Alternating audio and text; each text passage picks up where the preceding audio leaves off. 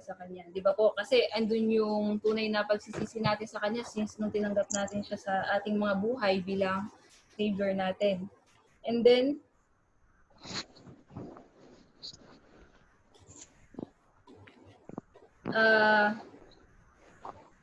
nais ng Diyos na sa lahat ng ginagawa nais ng Diyos na sa lahat ng ginagawa natin, siya yung maitaas natin at He want us na hindi lamang tayo yung makakilala kundi bagkus yung mga tao na wala pa sa Panginoon at magkaroon din sila ng kaligtasan at tunay na pagsisisi sa Panginoong Diyos. Sabi nga, di ba, simula nung tayo nakakilala sa Kanya, bago tayo ay binago na niya. Sabi nga po, meron dito isang kanta, if alam niyo po yung kantang Ako'y Binago Niya.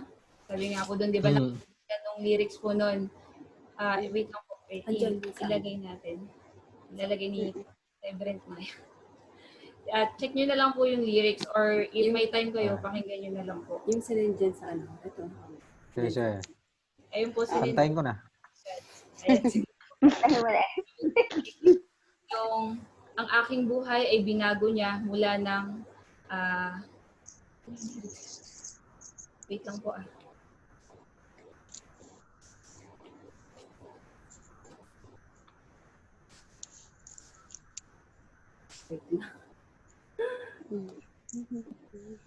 Okay, sabi po dito.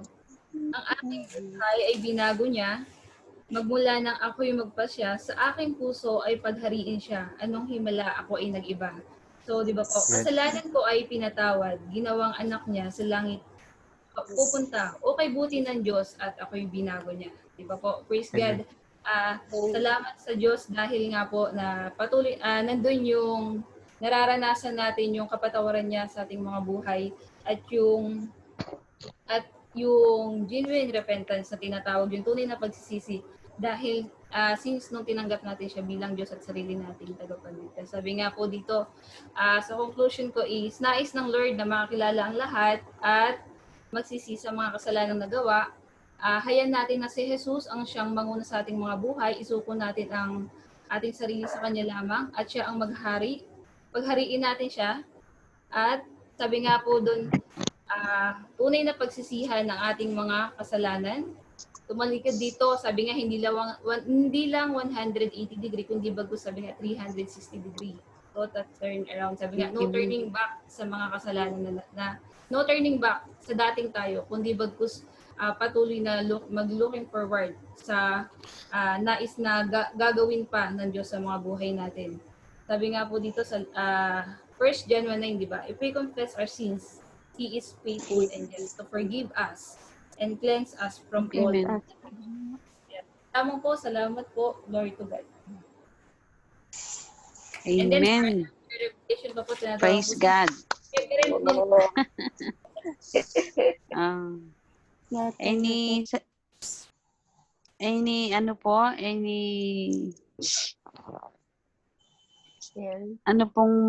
Ano pong gusto nyong masabi? Ano pong may idagdag po nyo?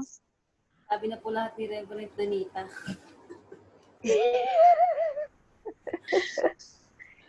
Sige po, pwede na, open na po ang lahat. Hindi na tayo naka-mute para kapag usap pa tayo tungkol doon sa narinig natin salita kay Pastora.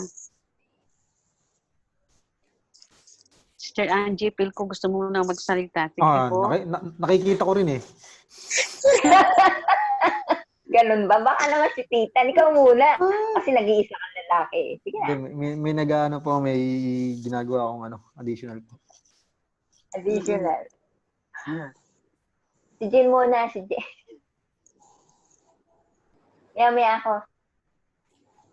Para meron akong Gina! Sino pong gusto? Sige po, open na po tayo. Open na po. Kung sinong may gustong magsalita na.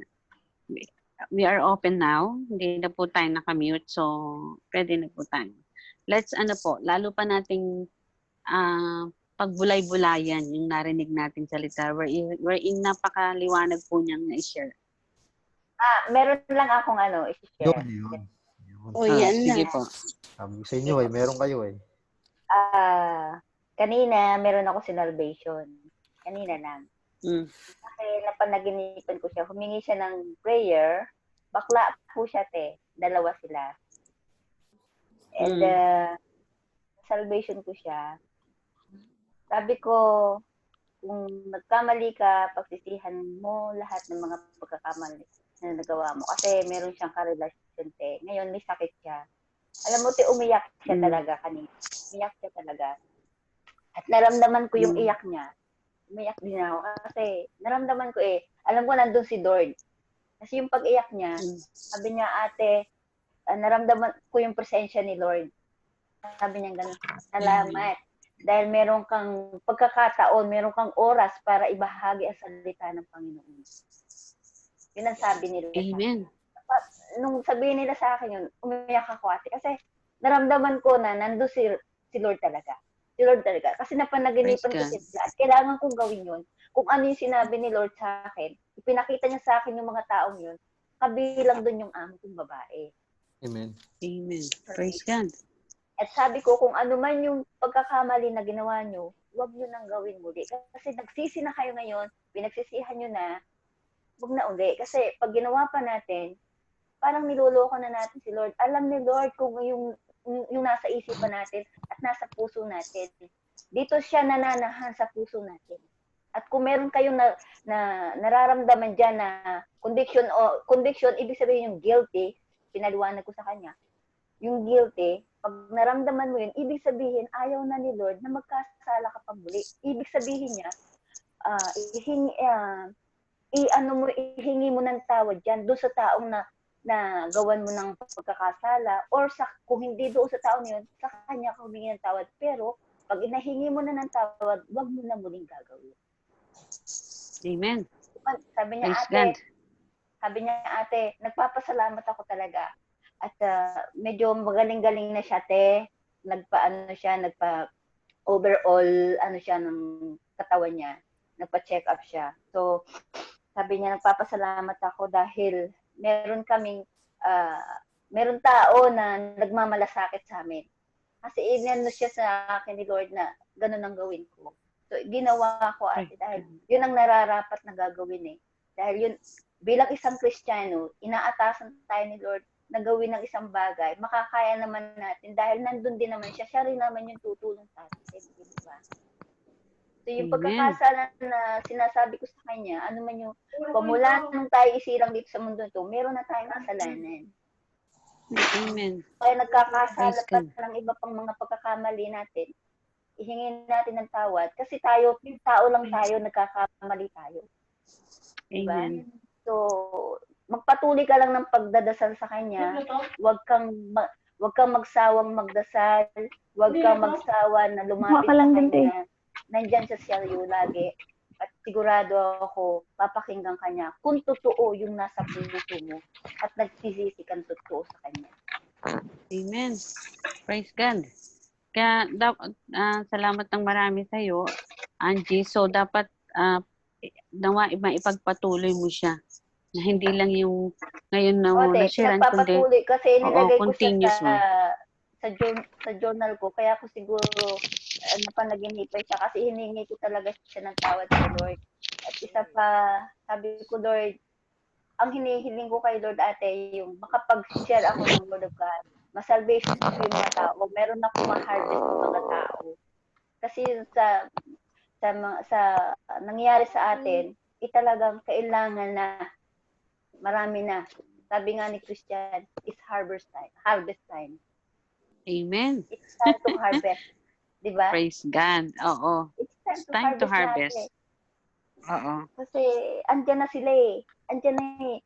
Kulang lang yung mag-harvest sa kanila. Kulang lang. Pero maraming aanigin. Kasi nasa Bible naman. Oh. Amen. Diba? Okay po, Pastora. Thank you, Angie. Brother Christian, ano pong masasabi pa niyo? Na idagdag lahat po tayo iikot para lalo pa nating maunawaan yung unahan niyo na po, iikot na tayo. Sige. Iikot na tayo. Sige na. Unahan niyo na po. Ano, Christian? Anong masasabi mo? Busy ka pa ba? May Ano tinitingnan ba po yun? ako eh. Insight? Gina, ikaw. Mm-mm. Kung ano pong maidadagdag pa nyo doon sa ating narinig na shinare ni Sister Donita. Ano pa po yung gusto nyong idagdag pa para lalo pang malumawak at mapagbulay-bulayan pa natin yung narinig nating salita. Ikaw na, sino pa? Si Maya. Maya, ano? Gusto niyo po nyo? Si Christian nag-aano pa yan eh. Mamaya yan. Nagbubulay-bulay pa si Sige, ako na. Hindi ko lang kung dagdag pa. Siguro parang lesson learned. Sa akin naman po, kasi parang nasabi na po ni Reverend Donita. Oo nga, nasabi na nga kaya di ako Oo makapagsabi. nga eh. Siguro di ba, alam naman po natin na lahat na si Lord is po siya, mapagpatawad po na Diyos. So, tayo po as a Christian is kailangan talaga natin yung true repentance nga po na sinabi niya. Yung true repentance po talaga, yung hindi yung pang ngayon lang tapos bukas gagawa ko ulit ng kasalanan tapos magre-repent ka ulit. So hindi po dapat ganoon. So kailangan yung totoong repentance, yung sabi nga niya na hindi mo na kailangan balikan. So ilang degree ba? 180 degree po. So dapat. So parang yun nga yung true repentance nga, 'di ba? Ang sabi yung kung ikaw dati ganito ka, parang meron kang mga maling ginagawa. So hindi na yun hindi mo na yun gagawin kasi naman yun parang pinagsisihan mo na yun. Kumbaga pag pinagsisihan mo, kumbaga parang tinalikuran mo na, hindi mo na siya gagawin. So yun yung repentance. Tapos tawag dito. Kailangan parang andon, 'di ba, pag nag-repent ka kasi makikita kasi yung pagbabago sa'yo talaga. Kumbaga parang wala na yung dati mong bisyo. Tapos kapag kasi talagang nag-repent ka na, parang yung ikaw na ano na ba? Ikaw na yung makikita talaga sa'yo sa pagkatao mo, sa the way ka, kung paano ka mamuhay, nandun yung parang makita sa takbo ng buhay natin kung na talagang nag-repent tayo at pinagsisihan natin yung mga dati nating kasalanan. Yun po. Amen. Si Pastora Flor. Tatapusin na namin kayo. Sunod na si Lira. Ay, sabi ni Ate Donita. Yun nga eh. Ang hirap magsalita, nasabi na lahat eh. Mahirap. Meron pa yan. Kaya siya ulit magtuturo. That's Friday off po. Glory to God. Ito na po yung sasabihin. Amen. Sige. Yun nga po, naalala ko yung kanta na No Turning Back, No Turning Back, I have decided to follow Jesus. Yung bang, pag kinakanta mo yung parang talagang pinapaalala ni Lord na hindi mo na kailangang balikan yung kasalanan ginawa mo dahil pinagsisihan mo na yun at isinurrender mo na yun sa Lord. Kaya, hindi na dapat balikan. Kung nahirapan na makamove on dahil sa nakaraan, kailangan din natin ng tulong ni Lord para maging matatag, maging matibay tayo, para yung pagsunod natin kay Jesus ay maging tuloy-tuloy at huwag nang lingunin yung kasalanan na nagawa. Dahil sasabihin ng iba, tao lang, magkakamali, magkakasala, mahina. Pero ang Kristiyano, tama tayo mahina. Kaya tayo lumalakas dahil humihingi tayo ng tulong, ng lakas. Sabi niya, di ba, the joy of the Lord is my strength. Kaya, Amen. Kaya kung wala kang joy, mahina ka, di ba? Sa presensya ni Lord. Kaya, dapat lagi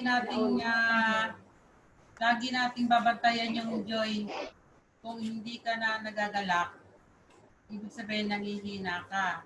Kaya kailangan mo ng the joy, yung joy na nagmumula kay Lord. Kaya ang magbibigay sa iyo ng kalakasan upang hindi mo na balikan yung kasalanan, inihingi mo na ng tawad ng tunay, yung repentance yung pag-surrender na totoo, yung pagtalikod, kaya no turning back na sabi. Kasi decide ka na to follow Jesus. Yun lang. Amen. Si Lira, marinig naman natin ang boses ni Lira. Ano po kay dadagdag na sabi nila ni Ate Donita. Sabi nila ni Tita. Same na kasi.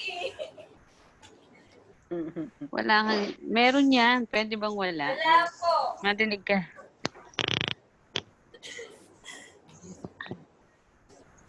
Balikan na lang daw po. Ano? Sige, balikan natin. Punta na tayo kay Christian. Palagi ko naman si Christian, may masasabi. Ako na yung pinakahuli. Tinatawanan ka tuloy ni Angie. Sige. Meron yan. Kanina pa yan eh. Kanina pa. Mm. Hindi, sa akin lang po. Kasi minsan may mga time po na may tinatawag na repenting and repeating. Diba? Yes. Kasi, Good. kasi dumanas naman po tayong lahat ng ganong situation na nagre-repent ka ngayon tapos repeat ulit. So, pero totally po, ang talagang kaya po ang topic natin, genuine repentance, yung truly repentance po.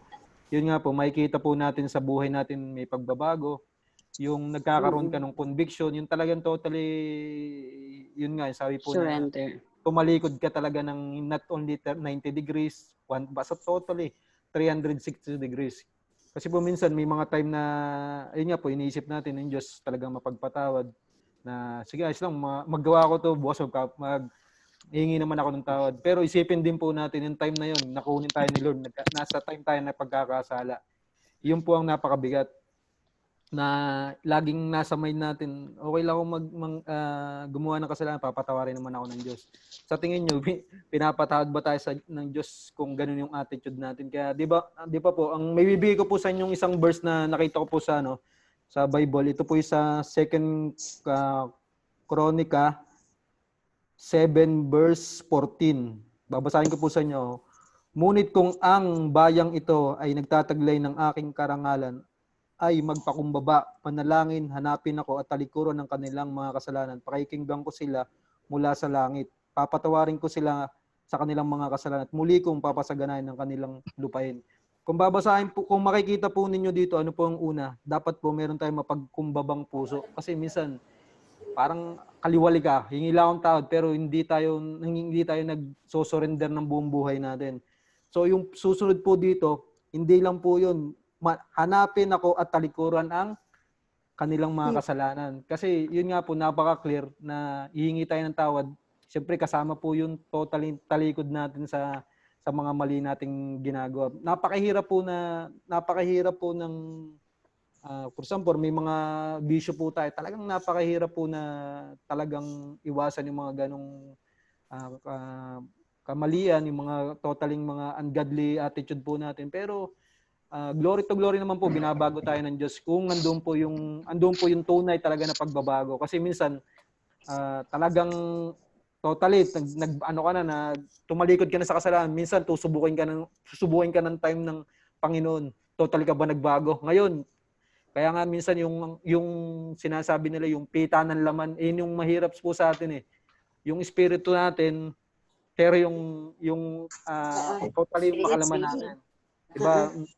Kasi minsan dumadating tayo ng time na yun eh. Pero totally po, ang lagi kong hiningi kay Lord, yung more conviction. Kaya praise God po, totally yung mga ungodly attitude ko po na dating talagang, ang hirap po talagang parang hiningi mo siya ng tawad, pero paulit-ulit lang na nagagawa mo pa rin. Pero yung totally na talagang tag dito, yung hiningi mo ng tawad para tapos talagang sinurrender mo, talagang hindi mo kayang gawin, pero talagang totally nakikita ni Lord yung desire mo na talagang tumigil doon, talagang tutulungan po tayo ng Panginoon. Andiyan po yung Holy Spirit.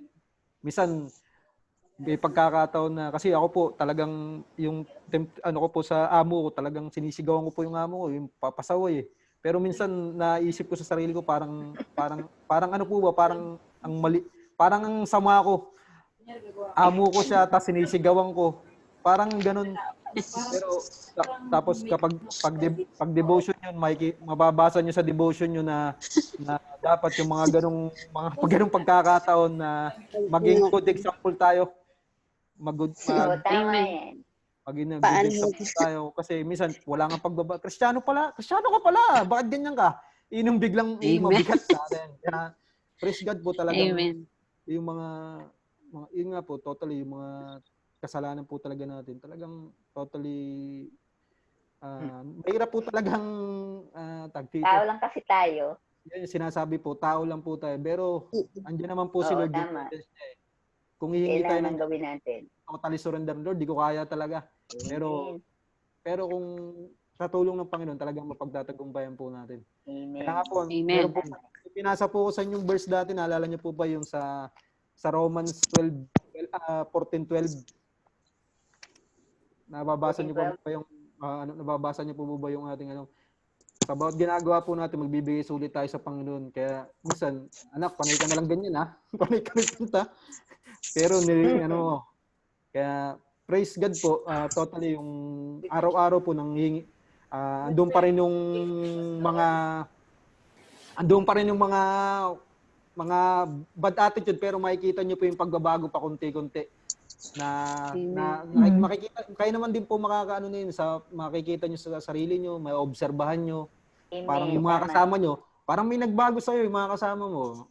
Yun po sila na naman po makakita, parang may nagbago sa iyo Lalo kang naging Gwapo naging sanggano Pero praise God po, talagang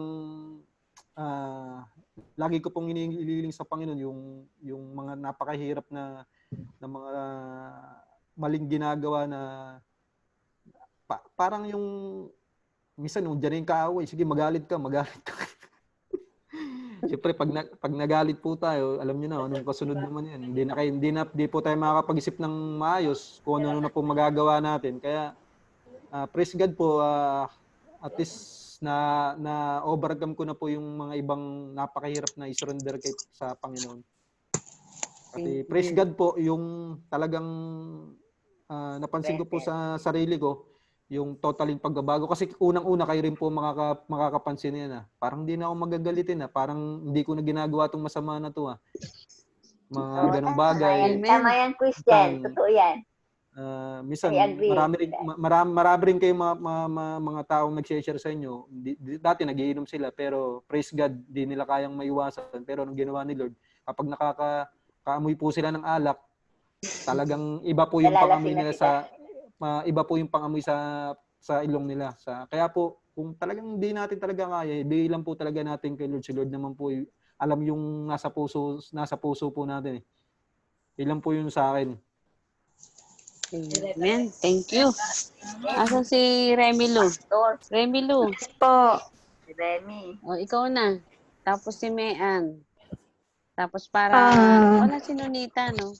Si Gina pa pala. Si Gina. Opo. Ayun sa akin po, syempre pag nandun po tayo, diba, pag tinanggapan natin si Lord, nandun na at sa atin Holy Spirit, yun na yung magko-convict sa atin pag may mga kasalanan tayong nagawa or sa tuwing gabi-gabi po bago tayo matulog. Parang yung pag mag-aas po tayo ng forgiveness kay Lord, doon po nire-remind po ng Holy Spirit, ano bang mga nagawang kasalanan natin that day. Then, that would cost us po na ipaghingi ng patawad sa Panginoon po yung mga nagawa natin. And of course po, yan nga po, kasi nga nasa flesh pa po tayo, and even we are still on earth, hindi po talaga may iwasan na makakomit po tayo ng mga kasalanan. Pero yun po yung sa repentance po, yung sa dugtong ko po sinasabi ko Christian, if you are totally surrendering that mistake sa Panginoon po. Kasi si Lord lang naman po ang makapagpabago sa ating puso eh. Siya lang po yung may kakayanan na baguhin yung puso natin. May kakayanan na alisin sa atin yung kasalanan na yun. So if makikita po niya na yung desire natin talaga, yun nga sinasabing genuine desire, genuine repentance na gusto na talagang nating magpabago. At that moment po, doon po kikilos ang Panginoon po. So, yun lang po. Amen. Praise God. Si Pastora Mayan. Anong sasabihin ko? Oo, tunay nga napakahalaga ang pagkakaroon ng pagsisisi, lubos na pagsisisi. Di po ba before na yung tinanggap natin ang Panginoon, andun nga yung lubos na pagsisisi natin. Nangako tayo na lahat ng mga nagawa natin is hindi na natin babalikan. So, napakahalaga yung magkaroon tayo ng pagsisisi sa ating pagkakasala upang ang Panginoon ay andun yung pagtulong niya rin sa atin kung paano ba tayo mababago. Bababago tayo as bilang isang Kristiyano. At kailangan na pagsisihan because dahil di po ba as we are still alive, meron pa po tayong pagkakataon na magbago. So wag po nating sayangin yung araw, oras, panahon na wala man lang tayong nagagawa sa buhay natin, hindi man lang yung nakikita yung pagbabago natin as a Christian. Yun lang po. Amen. Praise God. Ay, si Marilu. Marilu, baka gusto mo mag-share. Si Marilu po. So, hindi ko kasi naaabutan kanina kung ano yung talagang pinakaan. Tapos, ang akin lang naman is yun nga, narinig ko yung kanina is no turning back. Diba ba? Oo. So, kailangan po talaga natin na pag tayo na hindi na dapat balikan yung mga nagawa nating kasalanan. Pero, kasi nga sabi nga po, di ba, tao lang tayo, nagkakasala tayo. Kaya, tawag nito,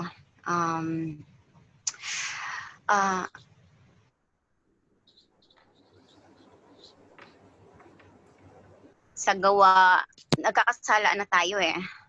So, ang ano ko po doon is, wag po, always po tayo mag-pray para yung gabayan tayo ni Lord na kung ano man yung mga nagawa natin, i-inject, naka-inject na agad, wag yan. Ganun po.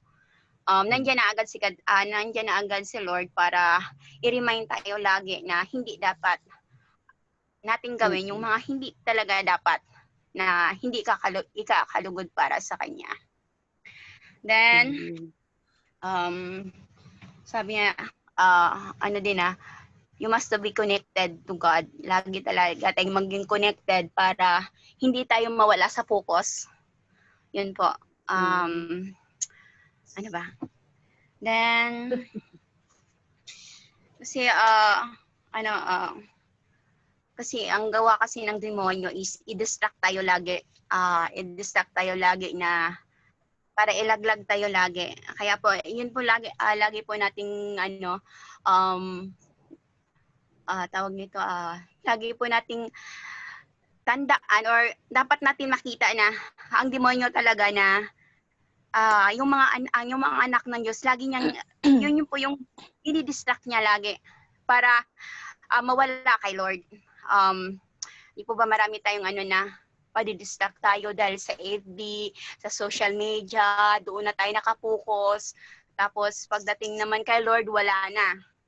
Kaya doon po natin dapat makikita yon na hindi dapat gano'n na huwag natin ituon doon, kundi maging connected tayo kay God. Na, kasi pag maging connected tayo para sa Kanya, kahit anumang problema, kahit anumang mga circumstances sa buhay natin, nandyan pa rin sa Lord na gagabay sa atin na hindi tayo mapariwara. Ayun lang po. Amen. Praise God. Si Gina po. Gina. Ano ba yan? Gina, Insight ba yan? kung Insight ano ba? yung po niya. Kung ano po yung may share pa niyo patungkol Tungkol doon sa narinig natin. repentance? Tungkol sa repentance? Opo. Opo. Ako naman po, yung pagkakaintindi ko sa repentance, yung pinag-aralan natin ngayon is, yung once na, kumbaga punta tayo sa born again, once na nagpabaptize ka, di ba nandun na lahat yung pagbabago doon? Baguhin mo na lahat. Yung pag-uugali, sabi nga nila. Pero, kahit nabaguhin mo lahat, kung wala kang takot sa Diyos, siyempre, yung pagsisisi mo or pagbabago mo, parang walang kabuluhan yun. Kasi nga, wala kang takot kay God. So, ibig sabihin yun, pabalik-balik ka sa ginagawa mo, backward. Yung gusto mong baguhin sa'yo, pabalik-balik, di ba? Kasi once kasi na may, may takot tayo sa Diyos, di takot na tayong gagawin yun. Di ba? Parang ganun ba? O, takot na tayo. Tapos, yung pangalawa, yung isa pa doon is, kung wala kang pananalig kasi, yung takot at saka pananalig, parang pinag-isa.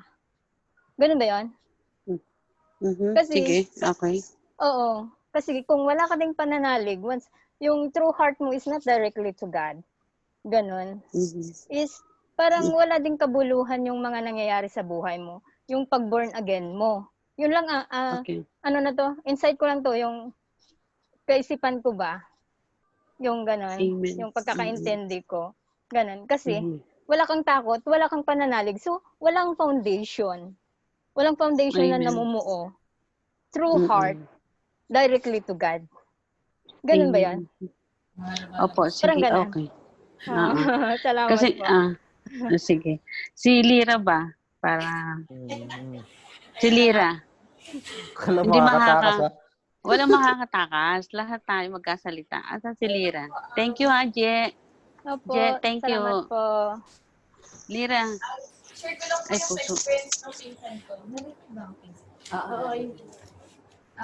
Yung buhay po kasi talaga niya is nag-turn talaga in 360. But the thing is, hindi po ganun kadali yung proseso nangyari sa buhay niya. And ang nangyari po habang dumadating sa point na sobrang nalalapit siya kay Lord, binabato siya ng kaaway ng lahat ng problema. Lahat ng problema po pwede siyang maging mahina. So parang nakita ko sa kanya na parang kasi yung iba talaga yung buhay niya dati eh. So nung nag-repent siya, doon nag-start na parang mas dumadami yung problema, dumadami yung ganito, yung parang ganun po na realize ko lang na hanggang tinatanggap mo si Lord, sobrang daming tinatanggap mo si Lord, iniwanan mo na lahat ng pagkakamali mo, nag-move on ka na, pero yung marami pa rin sila talagang ibabato sa'yo na marami pa rin ibabato sa'yo yung kaaway na o pwede mong balikan yung past mo. So, para siguro po ang ginawa lang din po niya is she trusts God sa buhay niya tapos nanghingi lang po lagi siya ng guidance na si Lord yung laging manguna sa buhay niya, sa bawat desisyon niya. Kasi kung hindi niya hihingin yun, maaaring bumalik ulit siya dun sa past niya. Yun lang po. Amen. Praise God po. Ako na ang magkasalita. And then, pagkatapos ko po, pwede na pong mag-closing prayer si Pastora Donita. Amen. Napakaganda. 3 minutes na lang? 3 minutes lang sasabihin nyo ngayon. 3 minutes Or lang kayo ulitin na ngayon. lang po ulit natin. Ulitin na lang natin. Kasi maganda yung ating... Pwede bang ulitin ulit? Sige, i-end ko na lang po muna tapos send ako ulit ng para hindi ko maputol yung sasabihin. Sige. Para maganda rin yung closing ni Kasi isang oras yung sasabihin. Mukhang marami kayong re-repent, ha? Sige po, i-close muna tapos kuha ulit tayo. Sige po. Kakanta si Christian, ate. Sige, makakantahin pa natin. Sige daw, kakanta si Christian.